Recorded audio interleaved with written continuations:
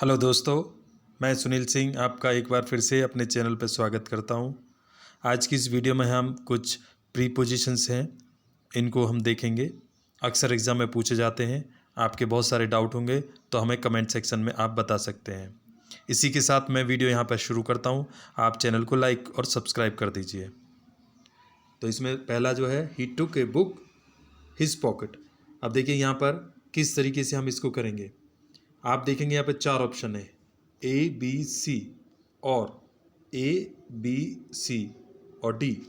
अब इसमें हम देखेंगे कि कौन सा ऑप्शन सही बैठता है। अब यहाँ पर ध्यान रखने वाली बात है कि कभी भी जब आपको कोई भी चार ऑप्शन मिले तो पहले उनकी जो रूट इन्फॉर्मेशन है, जो रूट डेफिनेशन है, वो याद करते हैं। ऐट का प्रयोग जब होता है वो किसी छोटे स्थान पर रहने के लिए होता है। ऐट का प्रयोग टाइम के लिए भी हो जाता है और फ्रॉम का प्रयोग किसी चीज़ के अलगाव के लिए होता है, अलग होने के लिए होता है। बाय का प्रयोग कोई ट्रांसपोर्टेशन के माध्यम से आने जाने के लिए होता है और विद का प्रयोग किसी के साथ के लिए होता है। तो इस तरह से देखेंगे आप कि यहाँ पे केवल एक ही ऑप्शन बचता है जो है फ्रॉम। तो फ्रॉम को हम यहाँ पे अपना आंसर सेलेक्ट करेंगे एज ए। बढ़ते अगले क्वेश्चन पे, रमेश लिव्स रामेश्वरम। अब यहाँ पे देखेंगे रमेश एक व्यक्ति का नाम है जो रहता है रामेश्वरम। अब रामेश्वरम क्या है? एक छोटा शहर है। तो इसी प्रकार से यहाँ पे ऑन का प्रयोग नहीं होगा, क्योंकि ऑन होता है किसी चीज़ के साथ कोई ऊपर होती है, अटैचमेंट होता है। और फ्रॉम अलगाव के लिए होता है और विद साथ के लिए होता है। तो यहाँ पे जो ऑप्शन बनेगा वो बनेगा एट। तो ऑप्शन जो बनेगा हमारा बनेगा eight. Question number 3, he called. अब देखिए कॉल्ड का मतलब क्या होता है? बुलाना। तो पास्ट फॉर्म है, V2 आ गया। He called her from A distance area. अब देखिए यहाँ पे कॉल्ड एट बनेगा नहीं, तो ये ऑप्शन होगा नहीं। दूसरा ऑप्शन है ऑन, ये भी नहीं होगा। तीसरा ऑप्शन है विद, ये भी नहीं होगा। हमारा ऑप्शन बचता है आउट। तो आप देखेंगे आउट, कॉल्ड आउट का मतलब होता है दूरी से पुकारना, यानी उसको पीछे से आवाज़ देना, डिस्टेंस एरिया से आवाज़ देना। क्वेश्चन नंबर 4 है, he fell the tree an axe. अब देखिए यहाँ पे चार ऑप्शन दिए गए। मैंने आपको पहले बताया था कि आपको उस प्रीपोजिशन का जो कोर, जो उसका बेसिक इन्फॉर्मेशन है, बेसिक और रूट जो इसकी डेफिनेशन है, उसे ध्यान में रखना है। अब देखिए यहाँ पे अलग हो रहा है, अलग हो रहा है। तो he fell the tree an axe, तो यहाँ पे वह गिरा है अपनी कुल्हाड़ी के साथ में। तो यहाँ पे ऑप्शन ये होगा, ही फेल द ट्री। अब यहाँ पे क्या है? Fell the tree an axe. तो यहाँ पे देखिए हम देखेंगे कि ऐड का प्रयोग तो हो ही नहीं सकता। अब ऐड का प्रयोग नहीं हो सकता, ऑन का प्रयोग नहीं हो सकता है, फ्रॉम का प्रयोग भी नहीं हो सकता है। यहाँ पे ही फेल द ट्री, उसने पेड़ को गिराया, काटा, या वो उसने हटाया उसको, तो यहाँ पे आएगा विद का प्रयोग करेंगे हम। यानी एक इंस्ट्रूमेंट है एन एक्स, जैसे the boy cut his finger with an axe, या the boy cut his finger with knife. तो इस तरीके से कोई इंस्ट्रूमेंट आता है तो विद का प्रयोग किया जाता है। क्वेश्चन नंबर 5 में, यहाँ पे जो 5 है वो देखते हैं क्या कह रहा है। An epidemic broke in our city last year. अब यहाँ पे देखिए एनेपेडिक कहते हैं जो महामारी होती है, जिस तरह से हमारा कोरोना वायरस फैल गया था, तो वो ब्रोक आउट हुआ था, एकदम फूट पड़ा था, तो उसको ब्रोक आउट की संज्ञा में दी जाती है। इसके अलावा ये नहीं होगा, इसके अलावा ये भी नहीं होगा और ये भी नहीं होगा। तो हमारा ऑप्शन आउट होता है यहाँ पे। बढ़ते हैं अगले क्वेश्चन की तरफ। क्वेश्चन नंबर 6 क्या कहता है? ही सेट। अब देखिए जिस तरह से मैंने आपको बताया कि हमें अपनी कोर डेफिनेशन को याद रखना है। एट का प्रयोग होगा नहीं, बाय का प्रयोग ट्रांसपोर्टेशन के लिए होता है और विद का प्रयोग किसी इंस्ट्रूमेंट के लिए होता है। तो यहाँ पर जो होगा ऑन का प्रयोग किया जाएगा। ओके, तो he set on the ground. Question number 7, acids act on का प्रयोग होता है, यानी प्रभाव करना, काम में आना, उस पर कुछ प्रतिक्रिया करना, तो हमेशा ये ऑन होता है, एक्ट ऑन। कुछ तो सेंटेंसेस ऐसे होते हैं, प्रीपोजिशन रहती हैं, जिनको आप देखने के साथ ही लगा सकते हैं और उनके कुछ जो है थंब रूल्स होते हैं। He is proud. अब प्राउड के बाद हमेशा ऑफ का प्रयोग किया जाता है, तो ये आपको याद रखनी है। तो he is proud of his rich. तो ऐड का प्रयोग आएगा नहीं, ऑन भी नहीं और बाय भी नहीं। तो चलते हैं अगले क्वेश्चन पे। क्वेश्चन 9। क्वेश्चन 9 में क्या कह रहा है? I will stand for his rights. तो यहाँ पे हम देखेंगे कि I will stand, I will stand, stand का मतलब बेसिकली खड़े होना होता है, लेकिन अगर स्टैंड के साथ में कुछ तरह की वर्ब आती है, स्टैंड अप, स्टैंड ऑन, और आपने देखा होगा, लेकिन किसी के अधिकारों के लिए आप खड़े हो, लड़ रहे हो, फाइट कर रहे हो, तो उसके इसमें आएगा स्टैंड अप बाय। ओके, तो ऑप्शन होगा आपका ये, stand up by for his rights. Question number 10, question number 10 में देखते क्या कह रहा है। His car rain a dog. अब देखिए रेन ए डॉग, यहाँ पे ये नहीं है कि डॉग रेन, नहीं, कार ने डॉग को रेन किया। रेन मतलब उसे दौड़ा दी, ऊपर से दौड़ा दी, तो आएगा ऑप्शन ये, ओवर। क्योंकि अगर कार है और डॉग है और उसके ऊपर चढ़ गए तो हमेशा ओवर का प्रयोग किया जाता है, तो यानी उसमें टच नहीं है, और जब टच नहीं होता है तो ओवर का प्रयोग होता है, जहाँ टच होता है तो ऑन का प्रयोग किया जाता है। He put a coat of red colour. अब देखा आपने बहुत सारी जो है फ्रेजल वर्ब्स देखी होंगी, put off, put on, put out. तो पुट ऑन होता है कपड़े पहनना, पुट आउट होता है कोई चीज़ को आप बुझा देना, और पुट ऑफ होता है स्थगित करना, यानी कि पोस्टपोन करना, डेफर करना और एडजर्न करना। तो 11th वाले में देखेंगे तो कपड़े की बात करिए तो कपड़ों के लिए पुट ऑन का प्रयोग किया जाएगा, तो क्वेश्चन बनता है हमारा answer B. This is answer over A. Question number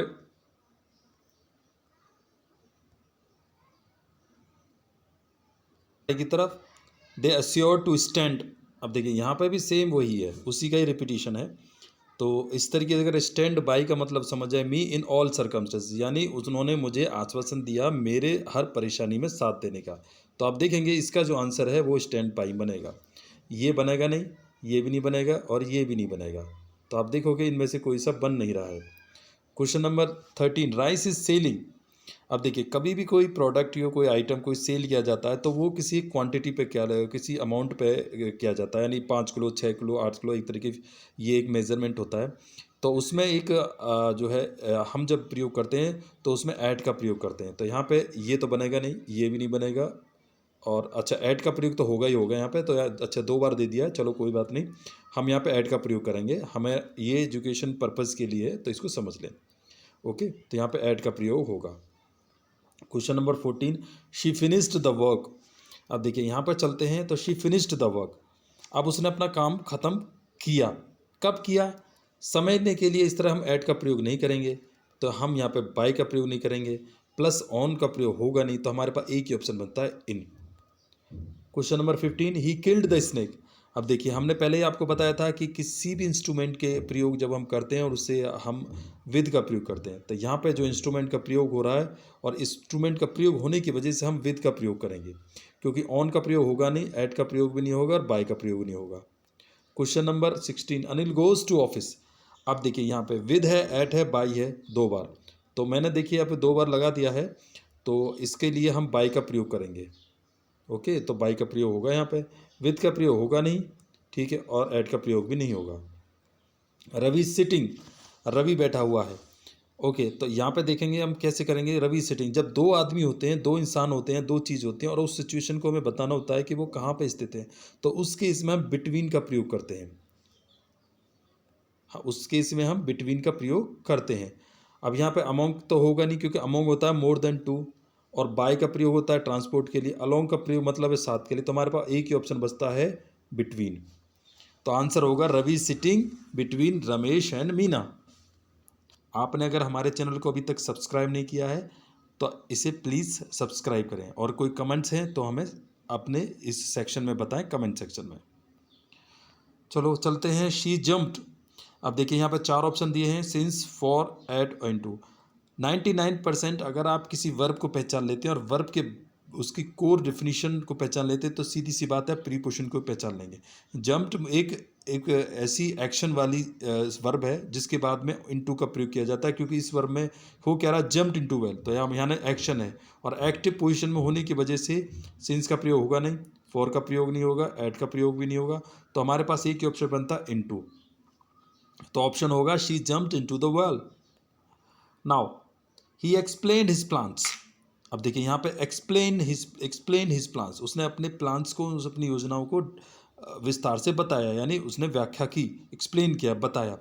अब यहाँ पे देखिए ऑन का प्रयोग नहीं होगा, क्योंकि ऑन जो होता है वो कभी भी किसी चीज़ के लिए रखने के लिए नहीं होता है, ऑन लंच नहीं हो सकता है, तो यहाँ पे फिजिकल कोई चीज़ नहीं है, तो इसलिए ऑन का प्रयोग नहीं होगा। फ्रॉम कोई समय की ड्यूरेशन नहीं है, क्योंकि अगर फ्रॉम का प्रयोग होता लेकिन अलग होने से होता है या जुदा होने से होता है, सेपरेशन में होता है। बियॉन्ड होता है मतलब परे, तो इसका भी नहीं बनता। लेकिन लंच के दौरान, तो यहाँ पे ऑप्शन होगा during. Now question number 20, we have been waiting. अब इस क्वेश्चन में देखेंगे वेटिंग के बाद हमेशा फॉर का प्रयोग किया जाता है, तो हमारा ऑप्शन होगा वेटिंग के लिए फॉर। अब चूंकि ये वाला बनेगा नहीं, ये भी नहीं बनेगा, ये भी नहीं बनेगा। आप देख लीजिए जिनकी कोर डेफिनेशन ही बता रही है कि ये नहीं बनते हैं। एक चीज़ आपको साथ में बता दो, अगर वेटिंग आता है तो वेटिंग के साथ फॉर का प्रयोग किया जाता है, लेकिन अगर वेटिंग के लिए अवेटिंग किया जाता है, यानी AWAITING किया जाए, तो विद का प्रयोग, फॉर का प्रयोग नहीं किया जाएगा उस केस में। यानी अगर ये हो we have been awaiting almost an hour, तब ऐसे बनेगा। अगर हम इसको बनाएं वी हैव बीन वेटिंग, तब वेटिंग है तो उसके बाद में फॉर का प्रयोग किया जाएगा। Question number 21, I have worked here. अब आपको बताना चाहेंगे, देखिए ये सेंटेंस है प्रेजेंट परफेक्ट का, और प्रेजेंट परफेक्ट के सेंटेंस में इस तरीके से जब बनता है तो यहाँ पर प्रेजेंट परफेक्ट में बनेगा और एक टाइम की ड्यूरेशन दी जाती है। और टाइम जब दिया गया है कई बार, तो वो टाइम देखते हैं कि वो स्पेसिफिक टाइम है या फिर एक स्पेसिफिक ना हो के नॉर्मल टाइम है। स्पेसिफिक डेट दिया गया है, स्पेसिफिक टाइम दिया गया है, कोई एक डेट इवेंट का टाइम दिया गया है, तब उस केस में हम स्पेसिफिक टाइम पीरियड के लिए हम सिंस का प्रयोग करते हैं, अन्यथा हम फॉर का प्रयोग करते हैं। तो यहाँ पर 2010 है, 2001 स्पेसिफिक टाइम है, तो इसलिए हम सिंस का प्रयोग करेंगे।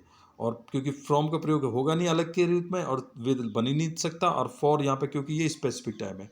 अगर ये यहाँ पे ऐसे होता कि आई have worked here for 10 days, तो 10 days कोई पता नहीं है कौन से हैं, आपके हैं, कल के हैं, सुबह के हैं, लेकिन 2010 is a specific time, specific date, particular time है, पर्टिकुलर डेट है। 22 में क्या कह रहा है, I have hired this car.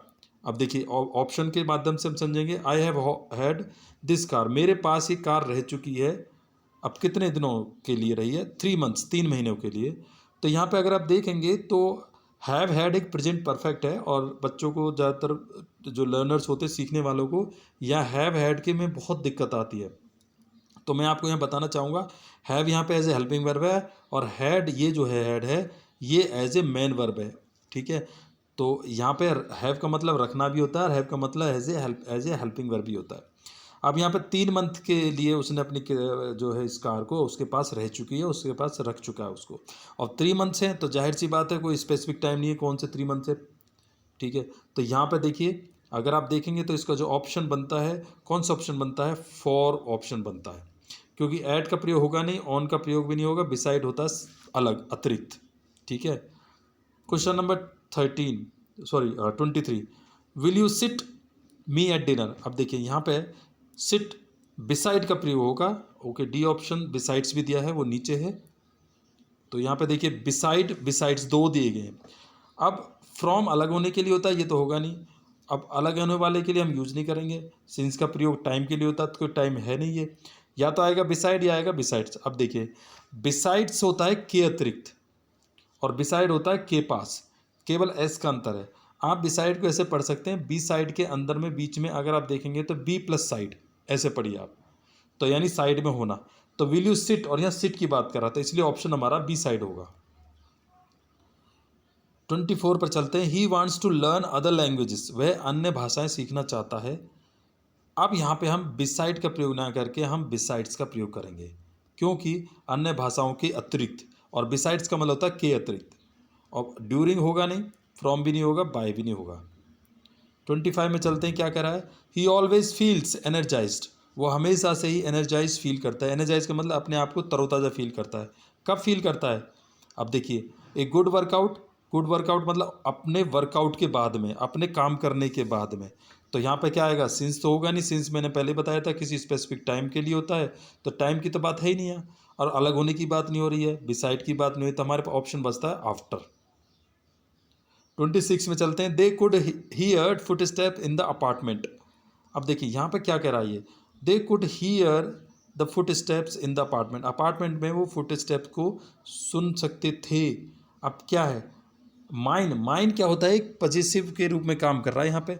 तो हम देखेंगे इसको क्या होगा, कि मेरे वाले अपार्टमेंट के नीचे, देखिए यहाँ पे आएगा बिलो, क्योंकि ऐड का प्रयोग होगा नहीं। फिर उसी कोर डेफिनेशन पे चलते हैं, सिंस टाइम के लिए तो टाइम है नहीं, तो ऐड 2 बार आ गया है। ठीक है, हम 3 को मान के चलते हैं, तो बिलो आएगा यहाँ पर।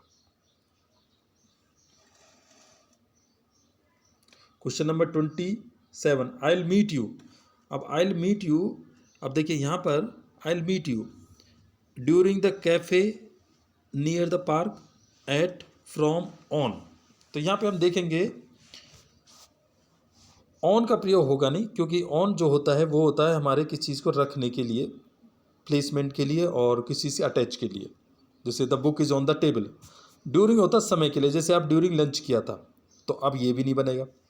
क्वेश्चन आता है फिर हमारे एट के लिए, बिल्कुल एट बन सकता है, फ्रॉम अलगाव के लिए होता है, सेपरेशन के लिए होता है।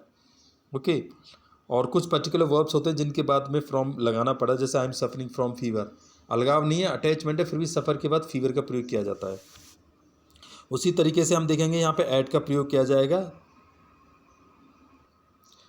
तो आगे चलते हैं, ऐट का प्रयोग होने के बाद में वीडियो में 28 the view from the top of the hill widens the horizon.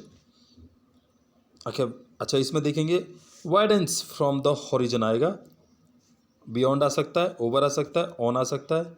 कौन सा ऑप्शन आएगा? ऑन तो होगा नहीं, क्योंकि ऑन जो है वो एक अटैचमेंट के लिए है और किसी से कनेक्ट होने के लिए है, जैसे ऑन द टेबल अटैच हो गया। और ओवर भी नहीं होएगा, बियॉन्ड हो सकता है यहाँ पे, तो बियॉन्ड आंसर बनेगा 28 का, बियॉन्ड। ओके, क्योंकि बियॉन्ड सही बैठता है, फ्रॉम की डेफिनेशन नहीं बैठती यहाँ पे। 29 में आई लुक्ड, अब देखिए लुक्ड का जो है कई फ्रेजल वर्ब्स होते हैं, जैसे लुक्ड ओवर, लुक्ड एट, तो यहाँ पे देखते हैं कौन सा बैठता है। I looked the room but could not find my keys. अब यहाँ पे कीज़ की बात कर रहा है, तो कीज़ की बात कर रहा है तो उसने अपनी जो है ढूंढी, अपनी चीज़ों को ढूंढा, यानी आप इसको रिलेट कर सकते, कनेक्ट कर सकते हैं कीवर्ड के माध्यम से, वर्ड्स की अपनी एक नेचर के माध्यम से। तो 29 में क्या बनेगा कि वो अपनी जो उसने रूम के अंदर में, लुक्ड का प्रयोग तो होगा नहीं, क्योंकि यहाँ पे विद कोई इंस्ट्रूमेंट है ही नहीं ये वाला, तो इसका तो प्रयोग होगा नहीं। अब बियॉन्ड होता परे, तो या तो इस वक्त या हो सकता था कि या इसको जो है कुछ और होता, रूम की जगह यहाँ पे कुछ और होता, अब तब बियॉन्ड लगता है। लेकिन हम यहाँ पे अराउंड का प्रयोग करेंगे, क्योंकि he looked around the room, room के चारों तरफ आसपास देखा, but he could not find his keys. Question number 30, he felt comfortable. तो इस क्वेश्चन को मैं आपकी तरफ छोड़ रहा हूं, आप कृपया करके कमेंट सेक्शन में बताएं इसका क्या आंसर हो सकता है। वीडियो अगर आपको पसंद आए तो कृपया लाइक करें, हमारे इस प्रयास को सपोर्ट करें, चैनल को सब्सक्राइब करें।